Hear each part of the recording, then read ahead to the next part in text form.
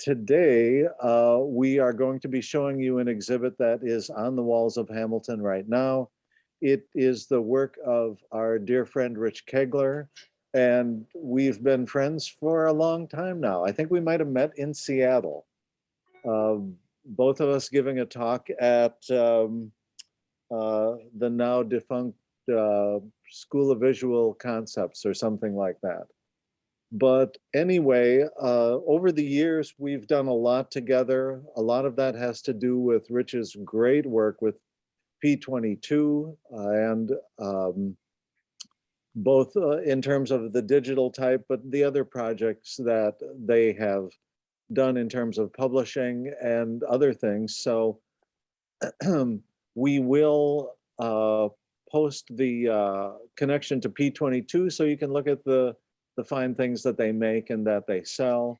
It'll also give you a link to the possibility of purchasing some of the prints that are on the wall here. And the Kegler archives at Hamilton are extensive, and it's because he does so much work, and that is on his own. It is for the Western New York Book Arts Center, where he was director for a period of time, and then, of course, while at P22. And rather than give a biography of his past, what I do want to say is the people who have come in and looked at this particular exhibit are all kind of surprised that it was done by one person.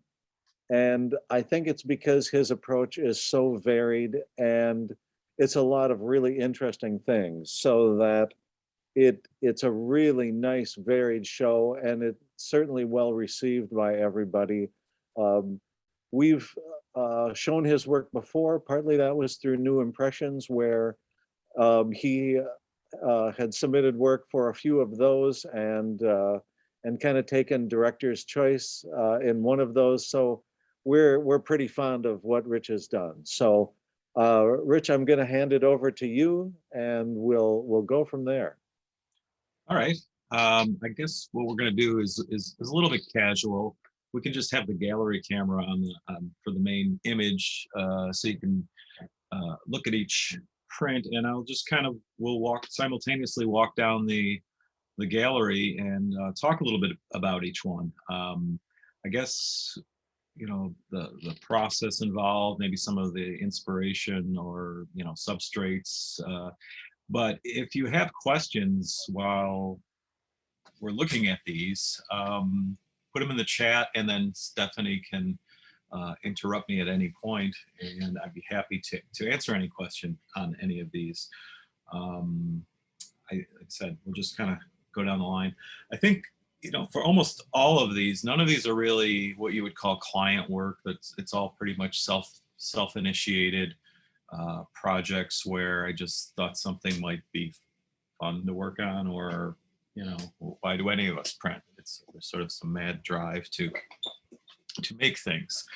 You know, I've always been interested in the fuzzy line between art and design. So doing design without having a client is kind of an interesting concept. And so he can decide if these are art or design, or just dry ink hanging on a wall there. So the first one, it's some of these may not actually have titles, but if we put them on the website, we had to come up with a title. And this is, you know, something you do when you have a lot of ampersands and just aren't sure where to start. So this was just the process was cyan, magenta, yellow, filling a form and then flipping it, and rather than having it be a true symmetrical flip, a few of the ampersands are changed, so it's semi-symmetrical, and it's just kind of a mass of color, just kind of a color study more than anything else. But everybody loves ampersands, so it seemed like it would be worth doing. So that's all I want to say about that one right now, unless anyone has questions or comments they want to shout out. I'll just go to the next one. And now this one was sort of a series, part of a series of vaguely political posters. This might have been the least political, actually. But there's a Russian text there, and I can't quite make the Russian text out. It was cast by Michael Bixler, who had some Russian mats. I think it says something to the effect of "traders get the boot," but you can interpret this however you want. That's all right. And the paper is what is that? It's Arduigan's Chromolux Gold, and I do use a lot of metallic inks, and with a lot of these, you may already notice there's a lot of layering going on. So one of the things that really interests me about letterpress is sort of the inability to capture it adequately in a photograph. Like you sort of have to see it in person. And so this third print, that says Town Ballroom, Buffalo, New York, I think is 8 layers, and it was a gig poster for the band Slow Dive. And so the text is basically slowly diving into the center of the page. This symmetrical alignment, just working on the center of the page and kind of diving in is something that I kind of like doing. And what happens when you get 8 layers of ink overlapping, and you can still make out every individual layer when you're kind of looking at it closely.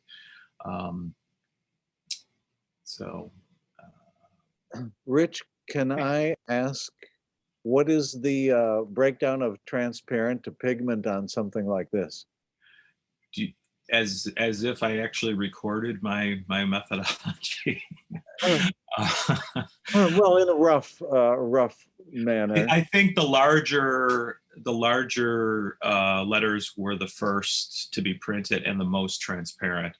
And then as it went on, I try to add more pigment and make it more intense with every consecutive layer. And again, I think since most of us, I think on here are printers, you sort of understand kind of what your limitations are and how,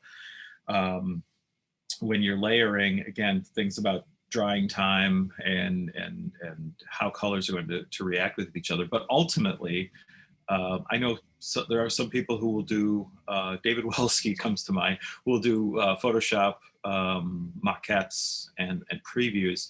I just kind of dive in and hope what I'm doing is going to work the way I imagine. And as I go along, I find it more and more it is. But initially, it's all experimentation, just trying to, let's see what's going to happen when you put some ink on a press. And yeah, so we'll go to the next one. There's sort of an inadvertent series that ended up happening, and it was a series of 3 prints, all inspired by songs on side 4 of the Beatles' White Album.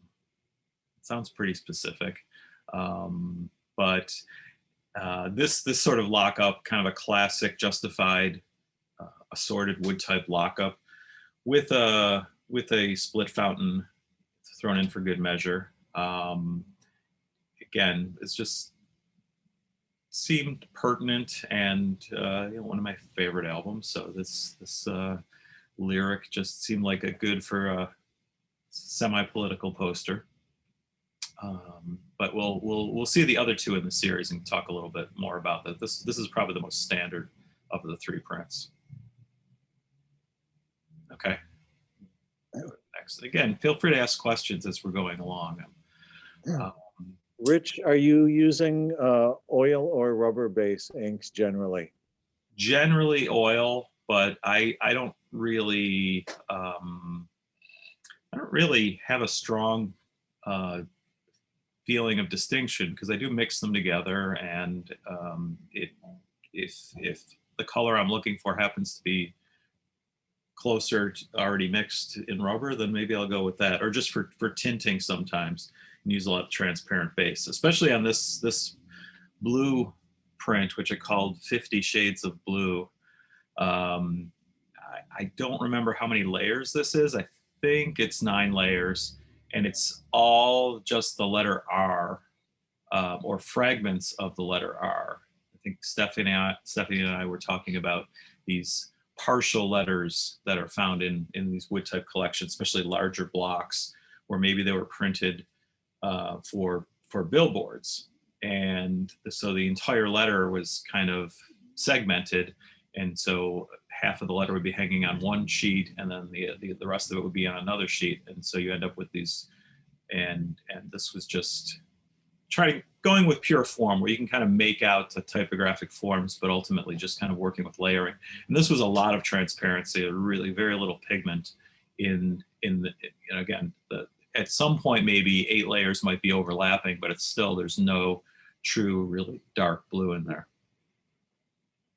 Okay. This is the second one in the Beatles side 4 of the White Album. The song Savoy Truffle, is the lyrics to that song are basically taken from a cover of a candy box. And this is more or less a recreation of that candy box, with each of the chocolates were redrawn in Illustrator and then cut on a laser cutter as blocks. And then the text, I think, is handset, the small text is handset Venus medium, I think, which was pretty close to what the original was. So a lot of these prints that I'm doing, I'm taking a cue from pop art and just, recreating something that would have been a piece of commerce that became most famous in pop culture for the song that it inspired. Macintoshes doesn't make this chocolate assortment anymore. So there's the story of that one.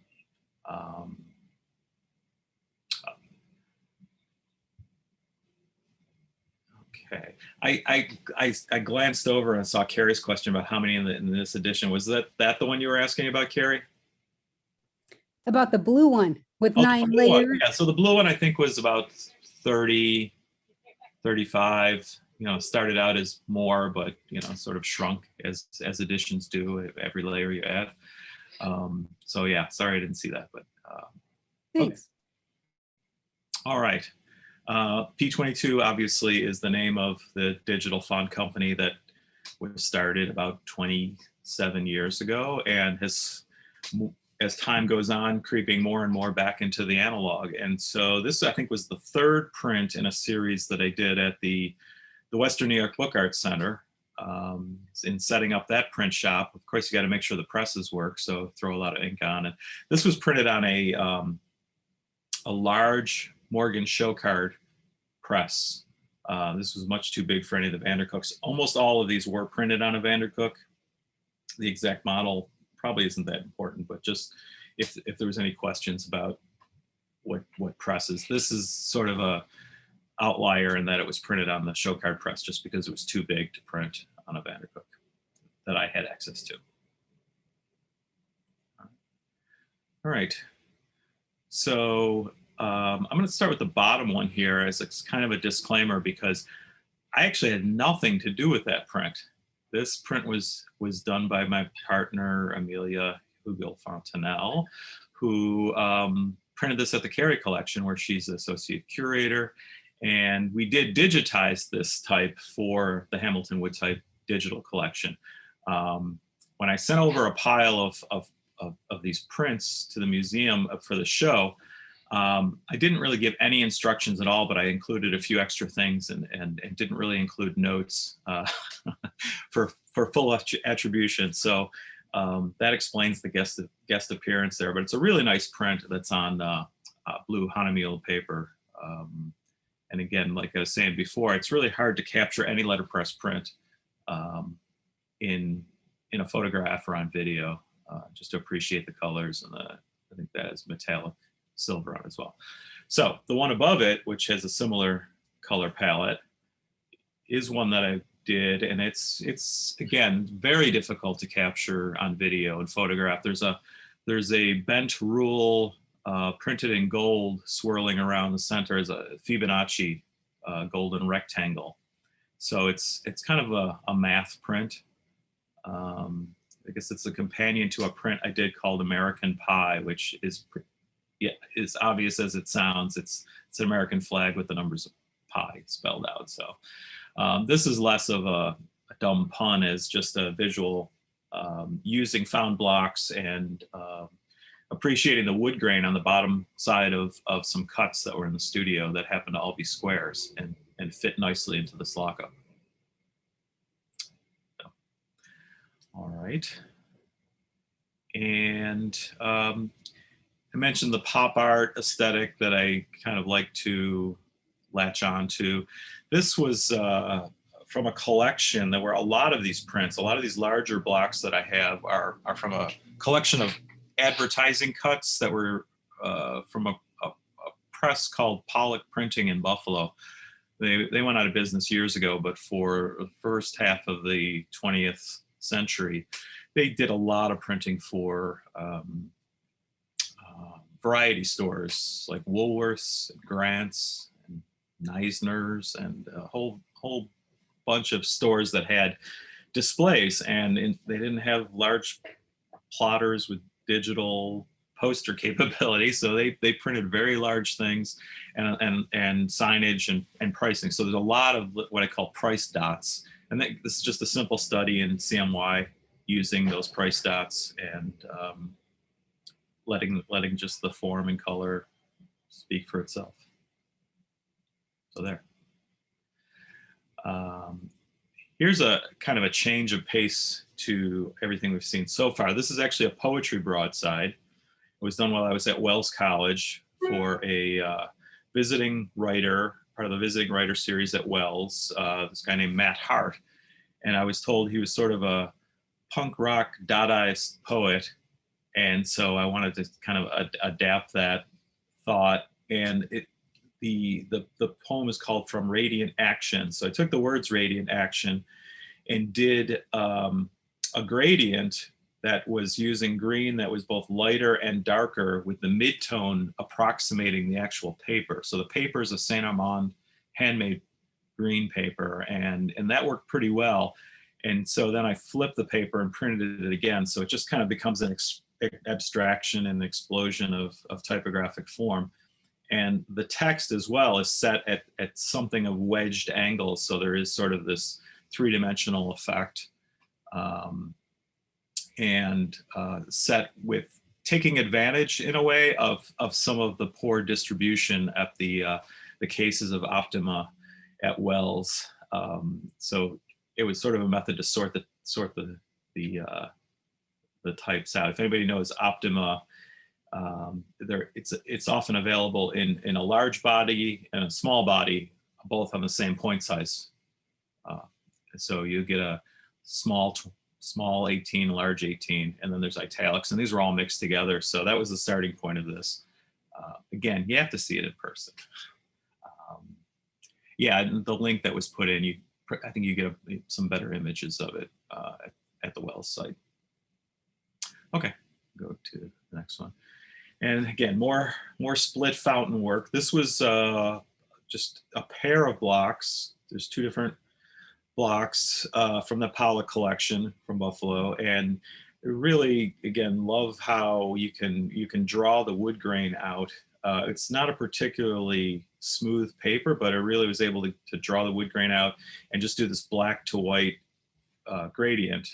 This series of blocks, it's an incomplete alphabet, but they're quite large. That paper, again, we didn't really talk about scale, but most of these are about 18, 19 inches tall. So there we go. Thank you. That's good reference. And then the next one's kind of a throwback. It's actually my first ever letterpress poster that I printed. I had graduated from Buffalo State College. I was doing some relief printmaking, and in that studio, I knew they had some wood type. And even though I was no longer a student, I was able to kind of talk my way into work on this poster. The image was screen printed, so it's multi-process. You can see some heavy ink slurring on the bottom of the R on the page. And interestingly enough, we're going to see him in Ithaca almost 31 years to the date. My, how time flies. And then this one was just sort of a sly. I signed it by making the R and the K really big. So those are my initials on there. And that was just kind of, why not? Mismatched type, it worked out. Okay. So yeah, that's definitely a throwback. It's been a while. I haven't progressed all that much, I guess. Huh? So this one, again, the metallics are kind of hard to see.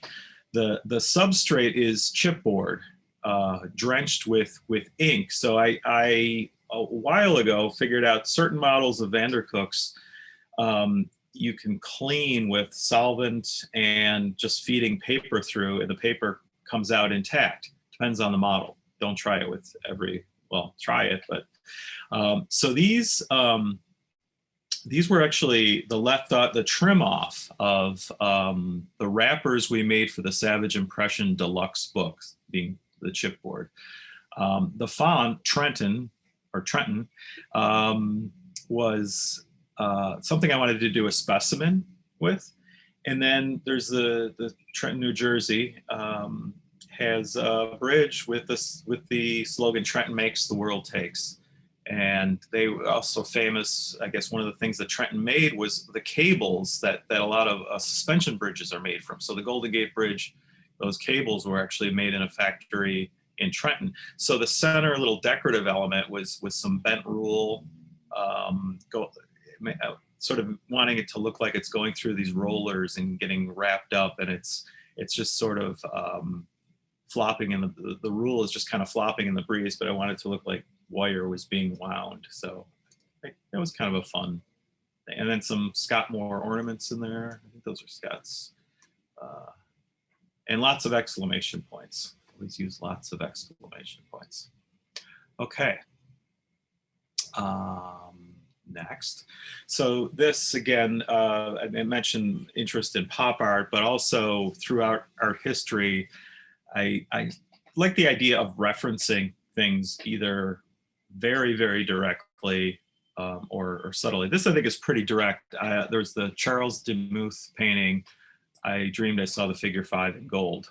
So this is titled, I Dreamed That I Saw the Figure 5 in Pantone 874. And it was not trying to be a copy, but a copy from memory. So just try to remember what the painting looked like. And then I would do a layer, and then I'd go look at the painting, and I'm like, oh, that's not even close. And then do another layer, and then go back and look at it. And in the end, I'm pretty happy with the results of it. And there's more backstory, and again, questions will be good if people have questions. But I was pretty proud of this one, using pieces of discarded, broken type where the damage is inked, and you can see what look like fingerprints are actually dents in some wood that was printed. And then the final layer was a bronzing powder, not actually metallic ink, but bronzing powder over, I don't remember what color, but I don't think it was metallic.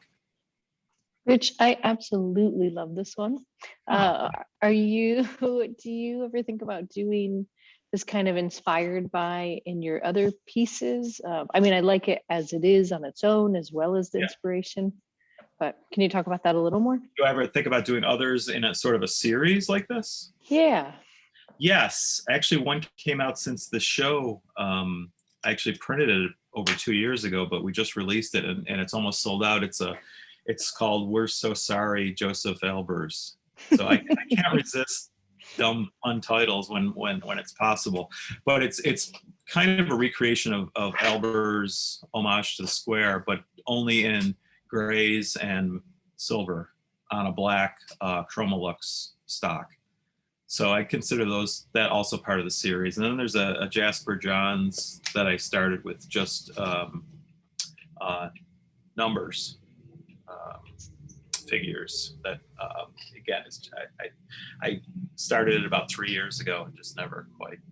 So it's an unfinished edition. But yeah, I don't know how to exactly describe these. They're kind of bad knockoffs, bad forgery series. I come up with some kind of name for it, but the references I think are incredibly obvious, but there's no intention to even pretend that they're duplicates. I love them. I will keep my eyes out. Well, thanks. Okay, and then the next one, I guess, could be sort of in that same vein without referencing a specific pop art piece, but I think this has every block was a circular block. And often in relief printmaking, we do reduction prints. In the center, it actually says reduced. There was no blocks being cut away, but here, I think 7 layers maybe. And again, you can make it out if you're looking at it in person, but a lot of those layers just kind of become one thing when you're looking at an image of it. So it's kind of hard to, yeah. But again, lots of things happen when you add layer upon layer, and so the glossiness might just change, or the color might be really subtle color shift. So Rich, yeah. there was a question in terms of preferred or favorite paper that you use, and or companies, I guess, if you want to. Yeah, there's probably, I guess, 3 with lots of exceptions. Obviously, if free paper comes by, that's always a good thing to use. But for intentional paper, some of what I would call the nicer art prints, like the figure 5, for several prints I've used I think it pronounces right, Magnoni Incisioni. I don't even know if that paper's made anymore. I think there was some supply issues as well. Now there's supply issues with everything, but this paper was kind of hard to get. It's kind of a calendared, a little harder than Fabriano. It's kind of not quite as hard as Stonehenge, which are good papers to use. And then in general I use a lot of Mohawk Superfine, but lately I've been really happy to be using Boxcar's Flurry paper.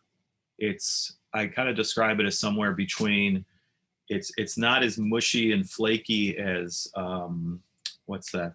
Lettra. It doesn't really, have that much, fibers aren't going everywhere, and it's a little stiffer, and it's not quite as smooth as Superfine. So it's somewhere between Superfine and Lettra is where I would say the Boxcar paper kind of falls. But and you can get it in pre-cut, what I consider poster sizes. Of course, those are not standard frame sizes. We all know about issues with making prints that don't always fall into standard frame sizes. But those are the papers I generally use. Well, and you don't seem to be afraid to venture into the chipboard area if it suits your needs as well. No, not at all. Especially, as when I was lucky enough to host the interview with Bruce Leischer for the last Ways Goose, and being a big fan of Bruce's work, the chipboard, and then of course, Amos has no apprehension of Amos Kennedy's use of chipboard. So yeah, you go in with a little bit of peril using chipboard, but it does have certain qualities that are really nice. And there's some acid-free papers that simulate chipboard too, for people who are worried about that kind of stuff. So. There is a question as to whether that Trenton piece was dampened with mineral spirits before you were printing on it. That's a good question. In a way it was, because each one was what I would call a cleanup sheet. So I use low odor mineral spirits for my wash up, which is also what makes those prints possible. If you're cleaning up with something like Crisco, you couldn't really keep the sheets because they're going to remain, oily forever, but the mineral spirits just sort of absorb. So these were printed not soon after they were used to clean up. So they still probably had some residual moisture in them from the ink and the mineral spirits. And then the underneath of the gold and silver is black, which really makes the metallics pop. And again, that was something that just talking and working with Bruce Leischer a little bit about how he gets his metallics to pop so well, and that black substrate right underneath really does it. Okay, like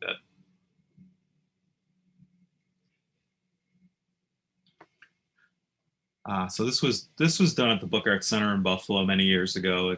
You can't quite read the text in the very center, but it says CMY is the new K, and just sort of implying halftone dots, but in fact they're just sort of a blob of a grouping of dots, and kind of printer candy.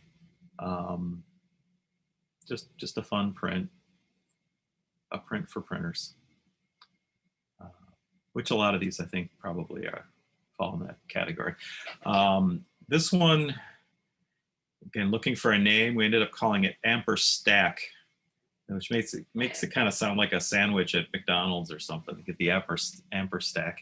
But again, just trying to see what happens with really adding layer upon layer and some intentional transparency. In the metallic gold of the big fat ampersand there, it's straight out of the can, so there wasn't an attempt to make any transparency. It's just, again, you kind of see what happens when you print a flood, a color over where there already is ink sitting, and in a lot of ways it just sort of comes through. So it's playing with the limitations of what happens when you're trying to get heavy coverage, and sometimes it doesn't happen. So I kind of wanted to see what would happen if I could draw out these layering. And so this was done with two different color substrates. So we won't be able to see them side by side, but they have a very different effect when this was printed on a dark background, but the exact same ink colors. Rich, did you let each layer dry between print runs? Yes. I don't always do that, but most of the time, yeah, I would say the rule is to always let everything dry and give it as you're building it up. Again, if I'm using transparent white, it may be days and days that it has to dry, just to be safe. Okay. So moving on, if there's no other question. So this grouping here is a different style of printing, a much more tight ornament-based printing of, most of these are cards for the P22 Club, using ornament buildups, really, fun, tight stuff. A couple of them are holiday cards. Again, can't resist a good or bad pun. You be the judge.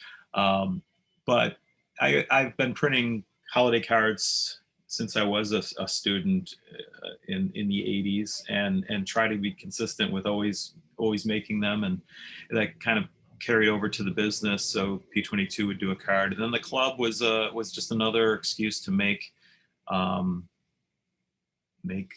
little layered ornaments and use a perforator.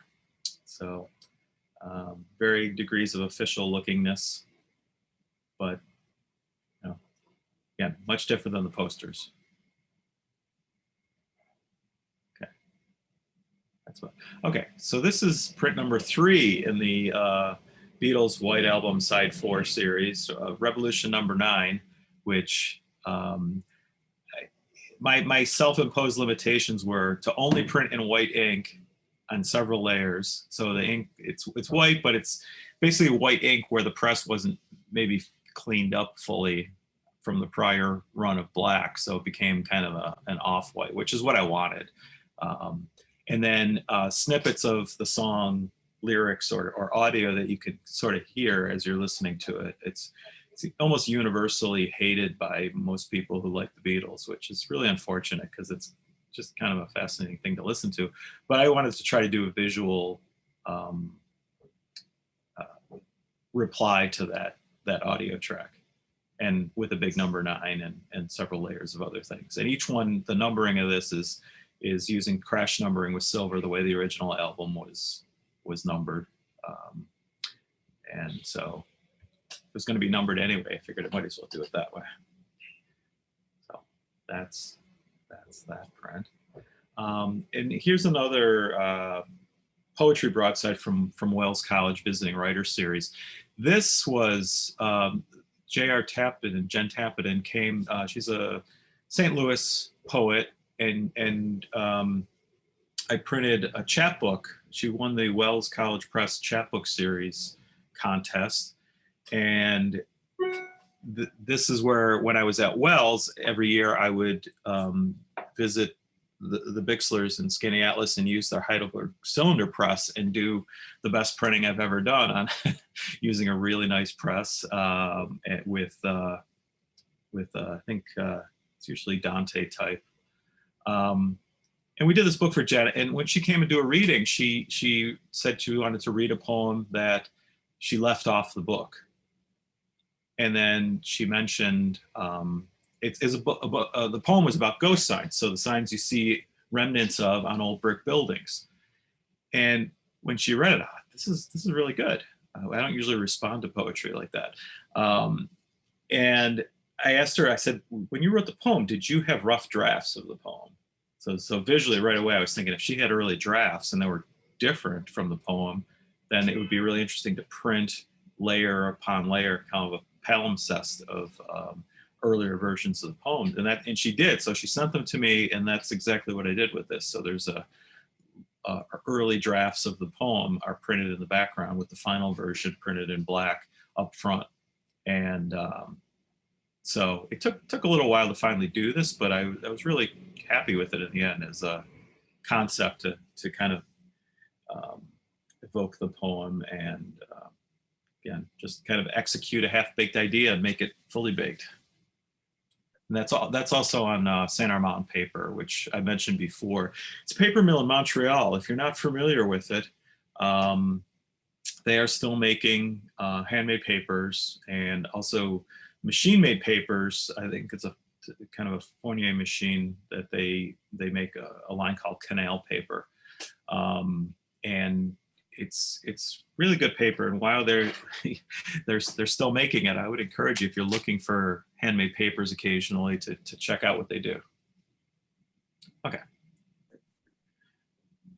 Okay. So here's another one that is not technically my print. In fact, it's not my print at all. I was around while it was being printed, and I may have helped influence a couple elements, but this is another print from Amelia that was printed at the studio in P22.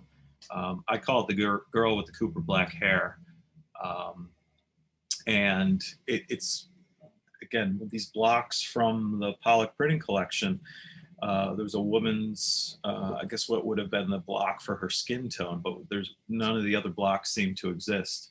So this was just, again, sort of a throwback to maybe the sort of kind of a Dadaist printing, but Cooper black as a hairstyle is kind of a fun. But so this isn't really my print, but again, shout out to Amelia for that print. Okay. All right, moving along. How are we doing? Is we doing well time-wise? We are. I would say we're at about the 2/3 point. Oh, okay. All right. Well, maybe I'll try to speed up a little bit just to tell you again a little bit. So the bottom print here, the 50 states of Europe, was strictly a photopolymer creation in Illustrator. It's kind of a pseudo-scientific map where the land masses of all the states of the United States are superimposed over similar sized countries in Europe. So you can it's kind of context. Just because I always thought it was interesting that, who in the US knows how big France really is? Well, it looks like it's, if you add New York and some of those rectangular shaped states that yeah. Anyway, it's, again, a half-baked idea that just decided to see it all the way through. So take it for what it is. And then there is a layer of blind embossing with the actual outlines of the countries of Europe. So again, this is one where I think you could make it out a little bit. So the Battle of Buffalo is, I think it's 3 or 4 layers of black. So to do a split fountain where it's basically ink on one side of a block where it just sort of fades out. And then it was some broken type, and it commemorated the British burning Buffalo to the ground in 200 years. It sort of coincided with around the time I was leaving Buffalo. I don't know if you want to read anything into the fact that I was leaving Buffalo and this is my farewell print, but yeah, it's a commemoration of sorts. All right. So the next one, This one is titled Burst, and it was using scraps from that aforementioned Paula collection. The person I acquired that collection from was a sculptor, and he cut up a lot of wood type. He would make everyone here cringe and weep, as he did to me. But I ended up buying type from him over the years, and eventually buying the remnants of what he had. And so these were things that might have otherwise ended up in a garbage pail. They were type high blocks that had some typographic remnants on them. So again, these are very much layered, and I was pretty happy with this. There's a companion piece for this too. We'll see very shortly. Okay, the next one is it's just dominoes mounted on a piece of plywood and printed in 3 colors. So there were 2 prints in this series. One was CMY, cyan, magenta, yellow, printed on white. And this was another Saint Armand paper, handmade paper from Montreal. And it's the same colors, but with a dollop of black thrown in. So again, the kind of thing you can't really see unless it's in person, that there's 3 different very dark shades of cyan, magenta, and yellow.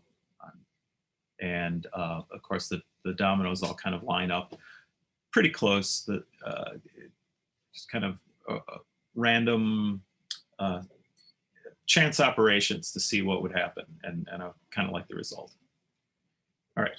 And then the next one is the companion piece to the burst. This, I think, was called Incendiary. And neither of them were meant to depict anything in particular. When I showed this to Amelia, she's like, "Oh, it's a print, somebody giving the middle finger," and I'm like, "Well, that wasn't the plan, but okay, if you want to read that other one." And then the previous one wasn't meant to be religious at all, but it's very cruciform shape in it. So again, it's hard not to read symbolism into things sometimes, but that's okay. That's good. Oh, there you can see there an ampersand. You couldn't really see it on the straight on shot. So there's, again, this idea of layering with different kinds of reflectiveness or viscosity to again, just pile a lot of layers on there. All right.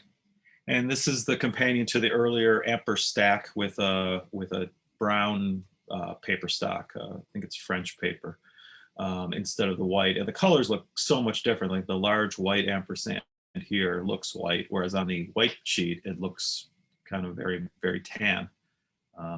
Just, an observation of how color reacts. The next trilogy is Frederick Douglass quotes that were done as a kind of a commemoration of the fact that the P22 offices we're in right now were the original site of where Frederick Douglass started the North Star Press. And building up a wood type collection. You see the Trenton type in the middle. The word struggle in progress is that same Trenton type. I just thought it'd be nice to print this little series of quotes. And you can see they're sort of numbered 1, 2, and 3 by the sideways exclamation points right before his name. So again, just a fun with classic wood type lockup and nice quotes. Okay, go to the next. This is the 4th in the P22 series. One of the Pollock blocks, just a large circle with a number 22 on it, seemed to lend itself to this. So, and sticking with primary colors, and I think some of the printing that I do and might show, some of it, I think of it as the closest I'm going to get to meditation. I just kind of get on the press, put the ink on, and then start running with it, and then kind of go on to the next color. And sometimes things just work out really well. And then that's sort of the counterpart of that is the intention, where I'm really trying to do something really specific, and it's a struggle. And sometimes it works out, sometimes it doesn't. But I guess a lot of people can relate. This is kind of an inside joke. Wells College, where I was for 5 years, is right near Ithaca, New York. who claims to have invented the ice cream sundae. And if you've been to Two Rivers, Wisconsin, you'll find some discord that they also have claimed to have invented the ice cream sundae. So I discovered there was some sort of semi-friendly rivalry between these two places. So I printed this to commemorate the ice cream sundae battles of the late 20th century. So Well- that was just made for a print exchange at one of the Wayscoos. But you know what I like about the print, Rich, is that there's two things that come out about you, I think, which is a very good yet dry sense of humor. And because the Clash song is great, but it seems like music influences your work as well. So there's two nice things that are kind of at work in this piece. Well, thanks. I appreciate that. That's, I guess you just sort of bring in all of your experiences and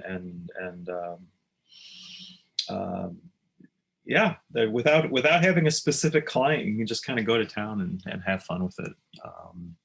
And this, again, was one of those blocks from the Pollock collection where there was an outline of an ice cream sundae, but no other blocks that had the cherries or anything else. So I just used broken type inside the where the ice cream and bananas are.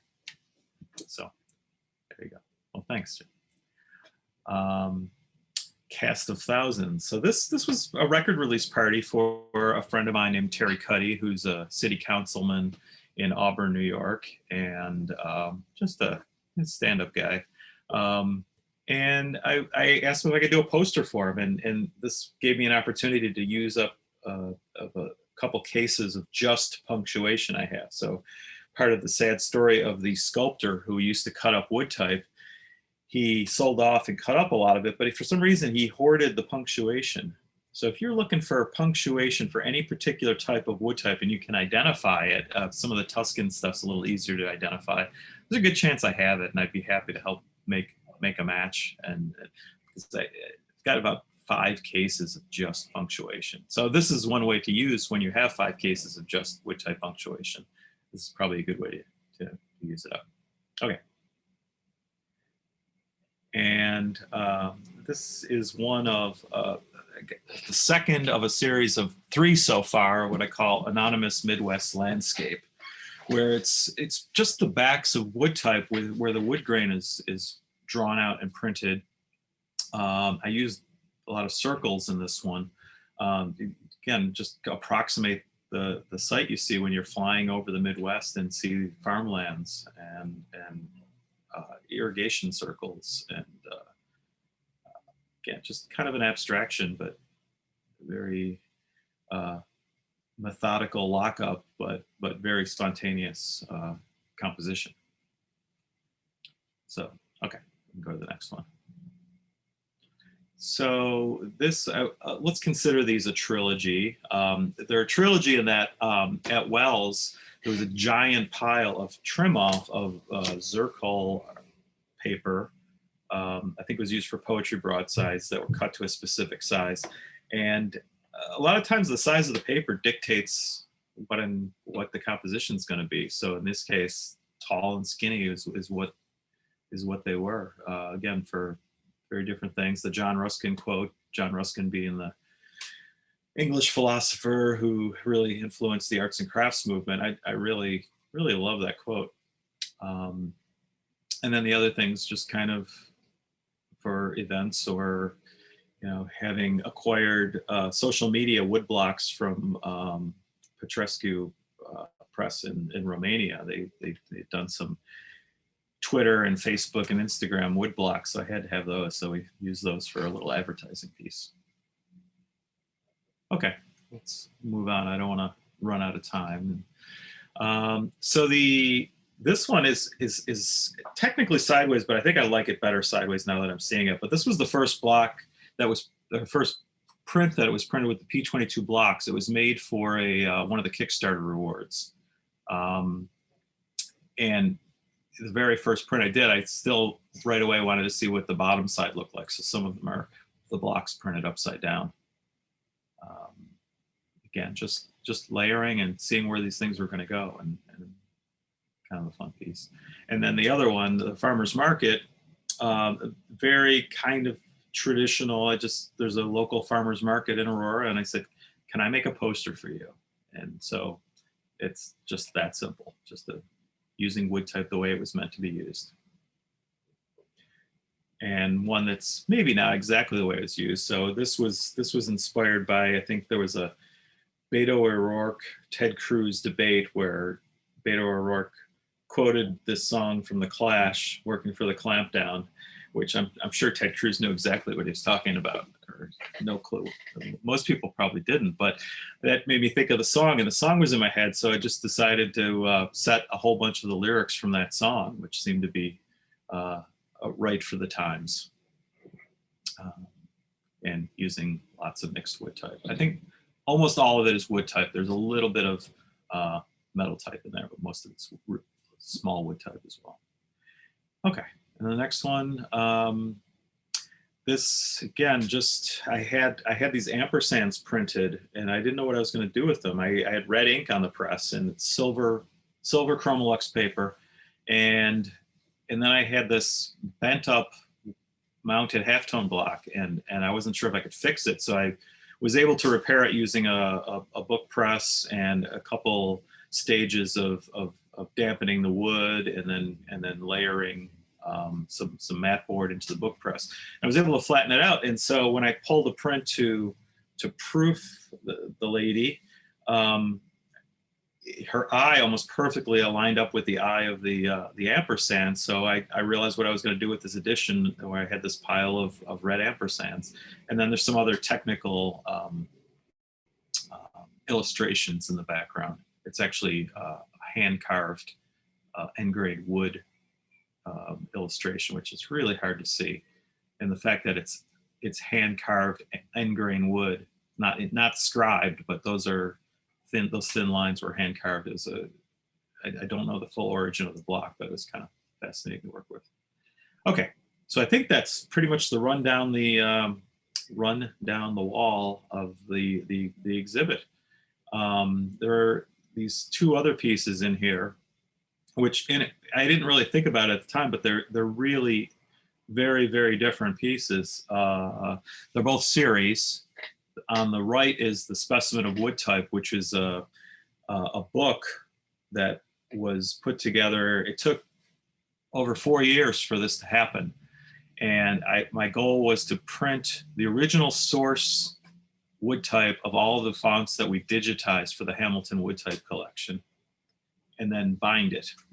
I have actually a background in bookbinding for when I was in undergrad. And I thought, I want to do this full book. So all the text, except for one page, which is polymer, which has the contemporary digital fonts, everything is wood type, and then the text is metal type set by the Bixlers. So that took forever. And then contrasting that with something that was a way more spontaneous, where it was all 9-inch high type from the Paula collection. That brings a question. When does it go from being line to inch? Like, I don't know how many line 9 inches is. Anybody want to convert that real quick? I don't know. 54 picas. Okay, so 54 line, I guess we would call it, maybe. But I kind of went through the alphabet and wanted to sort of abstract each letter as kind of a color study. So if you pan down a little bit, you can see the letter I is actually sideways, and you wouldn't know that was the letter I, because it's just a sans serif. It's just a rectangle put on its side. It kind of looks, let's call that an homage to Dan Flavin, maybe. It's a little more of a modern art print. But I went through and shifted the colors, and I would do maybe 5, 6 runs at a go. And so basically over the course of a month, I did this entire box, which is A through Z plus this ampersand print. And just it's I don't know, maybe 10 of them. I don't know what's that edition say. I can't remember what it is, but it was a fairly small edition. But it was very gratifying to have just kind of dove in, and this is just what I was focusing on during one of the phases of lockdown, and it just was, again, very much like meditation more than anything else, where the other one was a lot of planning and a lot of much more two very different approaches to a wood type edition. So that's kind of everything, I guess. If anybody wants to ask a question and go back, or I'm happy to clarify or go into any more detail on any of these. Well, I must say your timing is perfect, Rich. I do have the Hamilton book in front of me here. I know that this isn't the last copy, so if people are interested in it, even the end papers, I think, are quite interesting. Yes, I try to use all of the ink in the production. So the cleanup, there were both make ready and cleanup sheets in place of marbled paper. I actually kind of saved them with that exact intention. It wasn't so much of an afterthought. So I was able to accumulate these sheets, which just kind of, you could consider them monoprints, and everything inside, again, a bit much more tight. And it's been such a wonderful thing for Hamilton, because your care in the digitizing was always so well done, and this is an amazing book. It's a great addition to the burgeoning library here at Hamilton. But and with all of the links here, if folks want the book, it is available, so you can get it through Rich. But yeah, if there are last questions, please feel free to ask them now. You can unmute if you'd like. But man, what a collection, Rich! This was a heck of a show. Well, thanks. I really appreciate you hanging it and exhibiting. It's very exciting to and it's nice to see it all at once as well, because again, like I said, I didn't give any direction and say you have to hang this certain way, or even this might not even be my work that I just sent you. And for, okay, to call it a spontaneous show, but there's some spontaneity to it, and it just, again, it's great to see it there. And I wish I was there in person.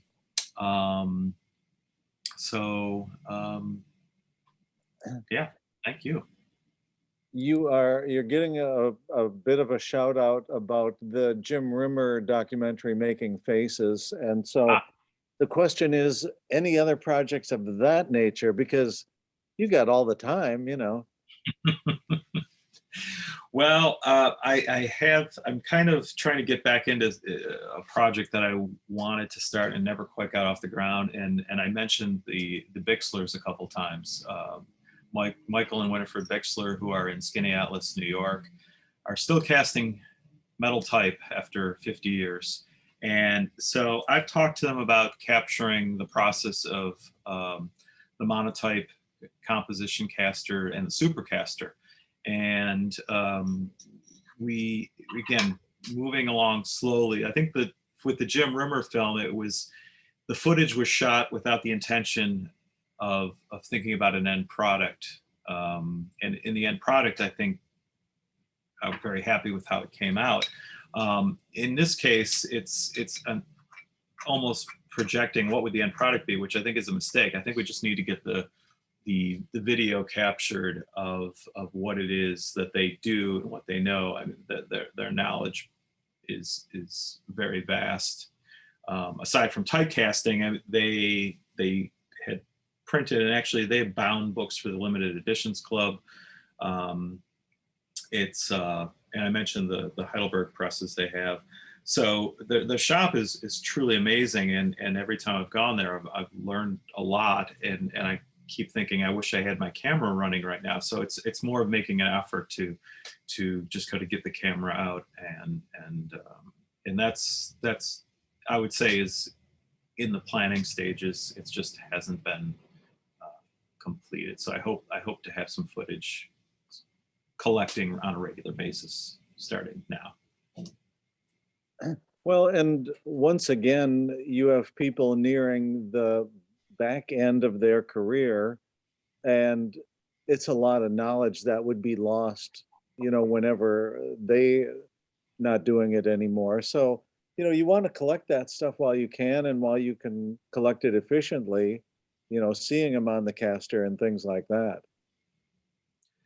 Yeah, like I said, it's also just wanting to be sort of right in there, and I've been trying to help out here and there, and I think for posterity, the helping out would be to really capture how do you change over from an 18-point mold on a supercaster to 72. It's not as easy as you might think.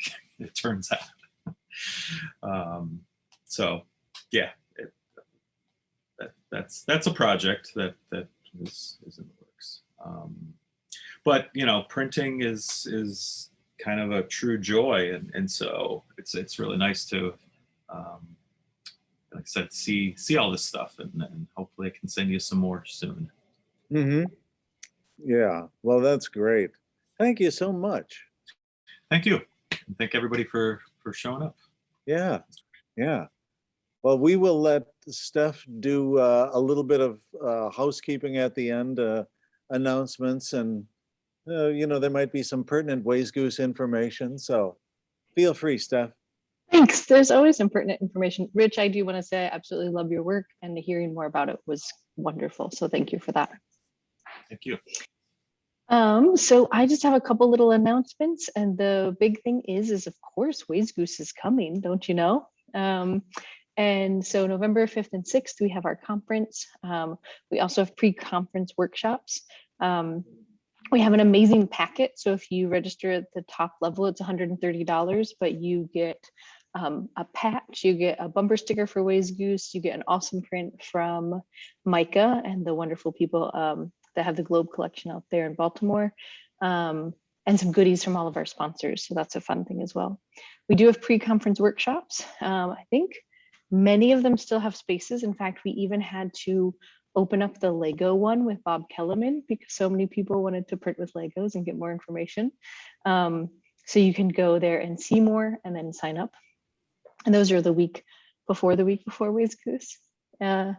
And then we did extend our scholarship deadline. So if you know anyone that is a student, needs financial assistance, or lives in the Two Rivers, Manitowoc area, those are 3 separate scholarships, send them over, because we would love for people to join us, more people to join us, and scholarships allow us to do that. So those are my Ways Goose announcements, Jim, unless there's anything else you want to add. No, I think we will probably be back on October 14th with Kelly Walters doing a hang this year at Hamilton through the Wisconsin Humanities Council.